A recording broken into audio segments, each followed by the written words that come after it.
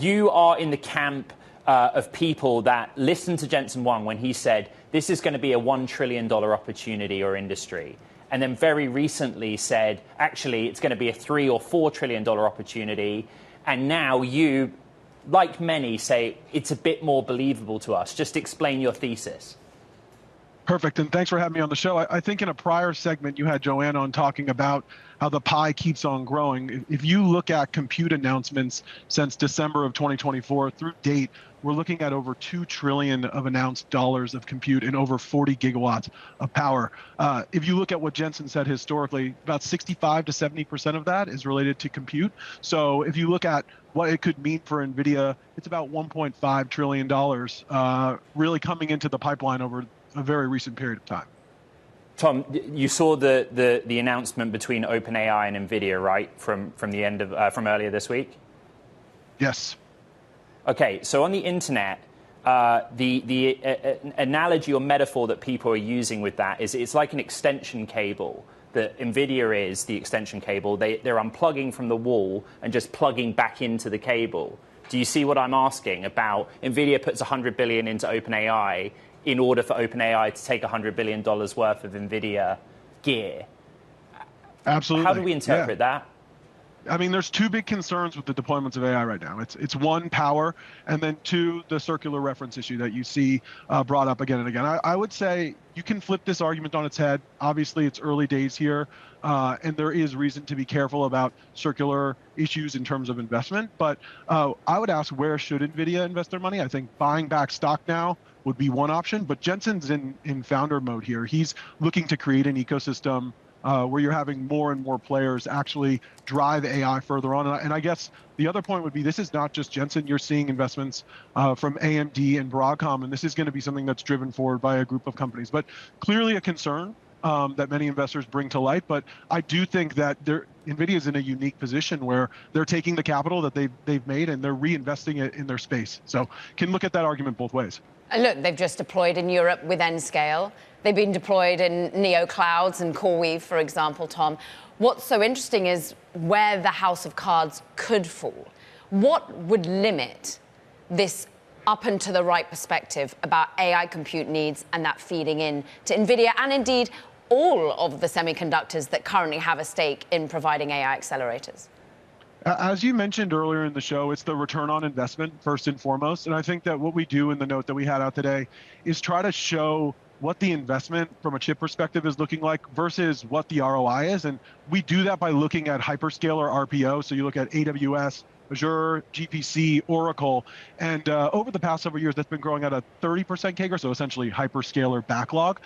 That's exploded to over 80%, and if you look right now, the backlog's at over $1.1 trillion. So what you're seeing first and foremost is that you're getting some ROI, you're getting some business that's stepping up. That's an area of the world that we can do a little more work on. The other side, which is less in the semiconductor ecosystem, is the power side, where if you look at what 40 gigawatts means, you're talking multi-major cities in terms of the deployment. So that's really where the investment needs to focus on from this point forward, because if you don't have a utility bill for someone living in a city and that's being sucked to another data center, that's a serious problem.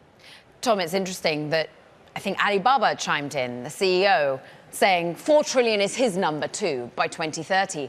But I cast my mind back to March when there was a wobble in the market, when we did start to question some of the valuations. That was because the chairman of Alibaba had said there was a bubble in terms of AI infrastructure investment, particularly in the US.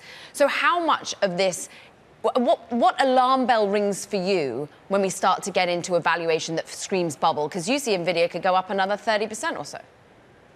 Yeah, I think there's two things to look at. The first sort of reset in valuations this year came around DeepSeek, and that was a change in where we saw the AI revenue coming from. We've transitioned to what was scaling laws and training, so all these guys making money on training, and now we're moving more to the era of inference, which is people actually using these models, seeing agents out there actually serving individuals. And so you've seen a shift in where compute spend has actually gone. So the ROI is helpful, and it makes me feel a bit better as we go along here, and we'll continue to look at OpenAI, Anthropic, and you'll see more fundamentals come out as time goes along. But the concern is always, these are very large numbers. Where do these dollars come from?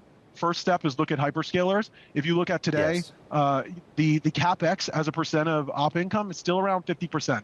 I wouldn't start to get worried until you're above 100% and getting to a position where you're obviously taking on debt to do this. And then secondly, I would look at the sovereigns, where globally you're starting to see countries invest in this, and that's additional dollars that is outside of that original pie. And that was always the proxy for when do we run out here? When do we get to the limit of hyperscaler CapEx? Tom, you did not reference Intel in the note you published overnight, but you do cover Intel. I just wanted to ask for your reaction to the Nvidia equity investment in Intel, but actually for me, more the partnership on x86 and also in the PC domain. Like, how do you interpret that, please?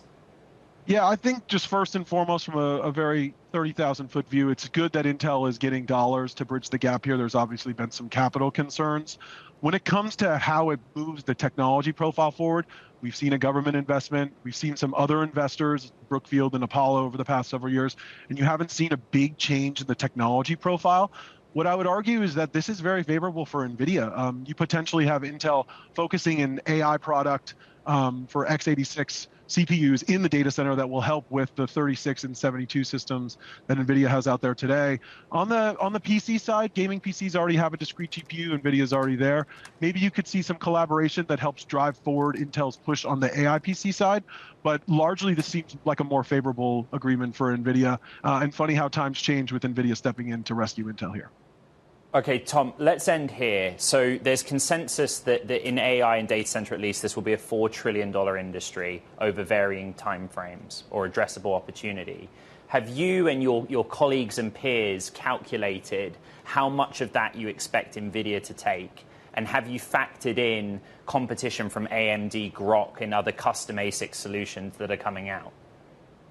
Yeah, so I don't think we've done a full analysis when we get to that 4 trillion. Boy, that would be great if we do. But I would say that right now, general purpose silicon still represents greater than 90% of the market. And that's NVIDIA and AMD. Broadcom, with their announcement, particularly with OpenAI, is starting to take more share. If you look at the longer term horizon, I still think general purpose silicon makes up a majority of the market, say 60-40.